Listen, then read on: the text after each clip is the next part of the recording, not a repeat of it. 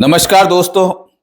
तो जैसा आप जानते हैं कि आज मध्य प्रदेश विधानसभा में जन विश्वास बिल बनने वाला है, उसके लिए विधेयक वहां पर लाया गया है और इसमें ऐसा बताया जा रहा है कि कुल 6 विभागों में कुछ बदलाव होंगे।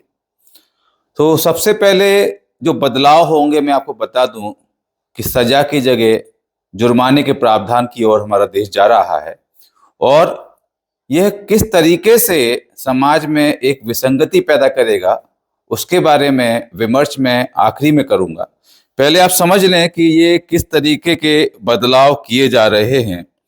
तो इसमें देखिए, जुर्माने के लिए जो प्रावधान किए गए हैं उसमें धारा 145 किराए पर दी गई प्रॉपर्टी में भाड़े में की गई बढ़ोतरी की जानकारी नहीं देने पर 200 रुपए की पेनल्टी, टैक्स संबंधी जानकारी छिपाने पर 1000 की पेनल्टी, बिना अनुमति के पानी निकासी का रास्ता बदलने पर 500 से बढ़ाकर 5000 की पेनल्टी, पेड़ की कोई डाली काटने पर 5000 की पेनल्टी, अवैध नल कनेक्शन लेने पर 5000 की पेनल्टी और दीवालों पर पोस्टर वगैरह चिपका दें किसी के, उस पर 5000 की पेनल्टी। इस तरीके से हम देखेंगे कि कई सारे विभागों के कई काम में 5000 रुपए की पेनल्टी का प्रावधान किया गया है। पेनल्टी मतलब जुर्माना, मतलब रुपया। अब देखिए, मैं ये समझता हूं कि एक तरह से यह व्यवस्था पूंजीवाद को बढ़ावा देने वाली होगी, क्योंकि जो गरीब आदमी कहीं गलती से कोई पेड़ की टहनी काट देता है तो उसके लिए यह बहुत मुश्किल होगा कि वो 5000 रुपए का जुर्माना भर पाए। लेकिन जो बड़ा रसूखदार है, भूमाफिया है, जो किसी जमीन से पेड़ इसलिए काट रहा है क्योंकि उस जमीन को बेशकीमती दामों पे बेचना है, तो वो पूरा पेड़ काट देगा और उसके लिए 5, 10, 20 हजार रुपए देना कोई बड़ी बात नहीं होगी।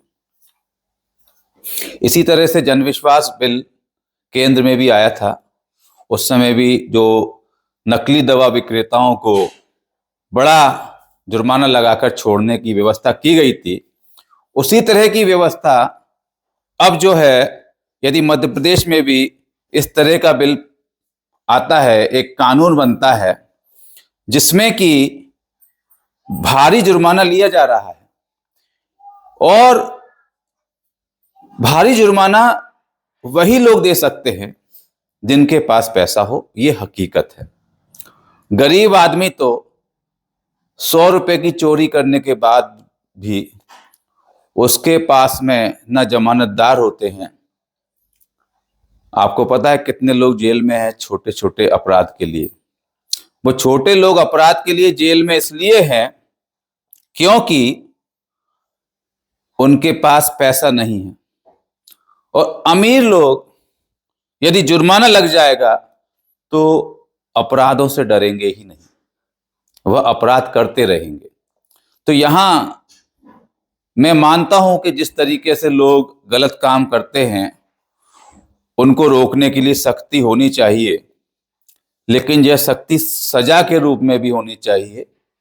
केवल जुर्माना जिस तरीके से हम लगा रहे हैं, यह जुर्माना कहीं ना कहीं गरीबों का कष्ट बढ़ाने वाला है। और जो पूंजीपति लोग हैं, जो बड़े रईस है, देखिए बड़ी बिल्डिंग बनी है 5 करोड़ की, वो व्यक्ति यदि कहीं से अवैध नल कनेक्शन ले लेता है काट कर, बढ़िया एंजॉय करेगा। लेकिन यदि कहीं गलती से उसकी जानकारी मिल जाती है और उस पर 5000 रुपए का जुर्माना लग जाता है तो उसको कोई फर्क पड़ने वाला नहीं है। तो मैं समझता हूं कि जुर्माना होना चाहिए, लेकिन अब इस जुर्माने में आप ये भी प्रावधान रखें कि जुर्माना उसी अनुपात में लगे जिसमें वो गलती करने वाले के आय के स्रोत हों।